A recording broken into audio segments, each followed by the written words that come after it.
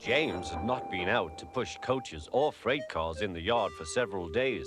He was feeling miserable.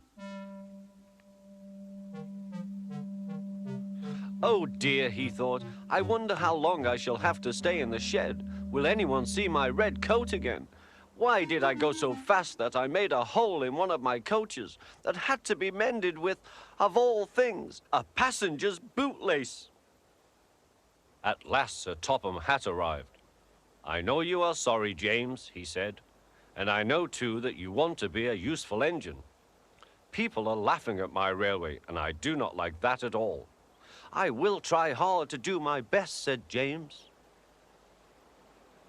That's a good engine. There's nothing like determination. I want you to pull some freight cars for me. James was delighted and puffed away.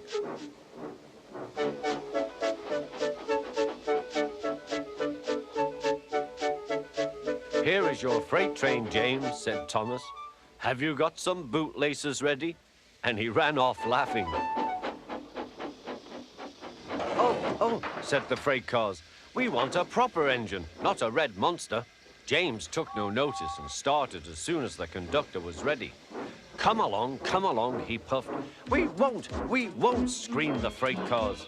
But James didn't care, and he pulled the screeching cars sternly out of the station.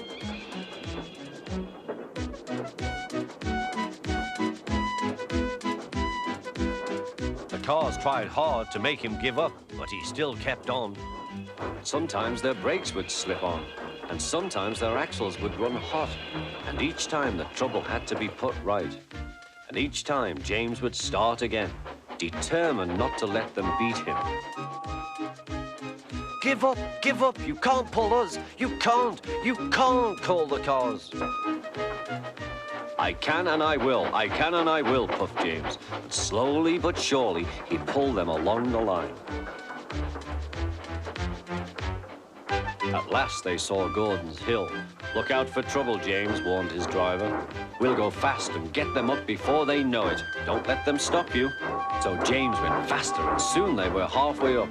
I'm doing it, he panted. Will the top never come? Then, with a sudden jerk, it all came easier. I've done it, he puffed. Hooray, it's easy now. But his driver shut off steam. They've done it again. We've left our tail behind. Look, the last cars were running backwards down the hill. The coupling had snapped, but the conductor stopped the cars and got out to warn approaching engines. That's why it was easy, said James, as he backed the other cars carefully down. What silly things freight cars are. There might have been an accident. Shall I help you, James? Called Edward. No, thank you, answered James. I'll pull them myself. Good. Don't let them beat you. You're doing well, whistled Edward, as James slowly struggled up the hill. I can do it, he puffed. He pulled and puffed as hard as he could. I've done it, he panted.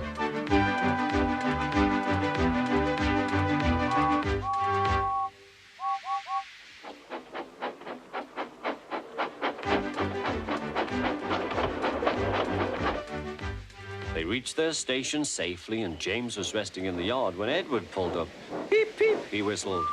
Then James saw Sir Topham Hatt. Oh dear, what will he say, he asked himself. But Sir Topham Hatt was smiling. I was in Edward's train and I saw everything, he said. You've made the most troublesome train on the line behave.